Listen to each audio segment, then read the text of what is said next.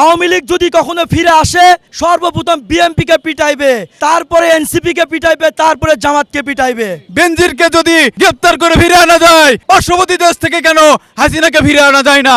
Bangladesh Awami League already 24-এ তাদের legitimacy হারিয়েছে।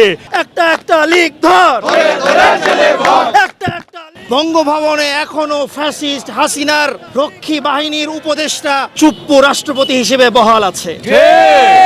যেখানে রাষ্ট্রের এই রকম একটি কেন্দ্রীয় সম্মানিত পদে খুনি হাসিনার উপদেষ্টা বহাল থাকে, সেই দেশে এখনো কি ফ্যাসিবাদ মুক্ত হতে পারছে?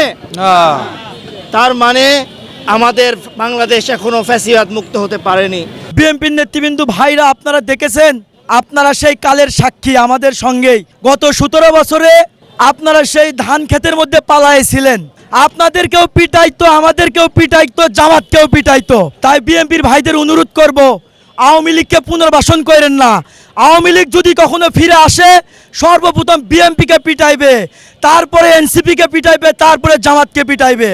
জুলাইয়ের যেই রক্তের উপর দাঁড়িয়ে, শাহবাগের যেই রক্তের উপর দাঁড়িয়ে আজকে এই সরকার প্রতিষ্ঠিত হয়েছে, শহীদ রাতুলের রক্তের উপর দাঁড়িয়ে যে সরকার প্রতিষ্ঠিত হয়েছে, রনির রক্তের উপর দাঁড়িয়ে যে সরকার প্রতিষ্ঠিত হয়েছে, প্লট রেডি, আপনি রেডি তো?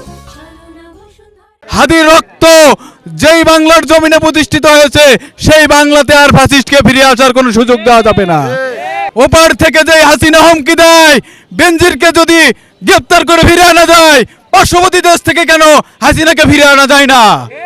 সুতরাং এখানে কোনো ভারতের দাবিদারি চলবে না। আমরা এনসিপি, জুলাইয়ের শক্তি, একজন ব্যক্তি বাঁচে থাকতেও সেই ভারতের দাবিদারি এখানে সহ্য করব না। দেশের বাইরে থেকে সোশ্যাল মিডিয়াতে বিভিন্ন রকমের হুমকি দামকি দিচ্ছে, সেই সমস্ত হ্যাটোমালা নেতাকে বলতে চাই, বুকের যদি এত পাটা থেকে থাকে, 7 মাথায় আসেন, 10 মিনিট দাঁড়ায় থাকেন জাতীয় নাগরিক পার্টির সঙ্গে, বুঝবো আপনাদের বুকের পাটা আছে।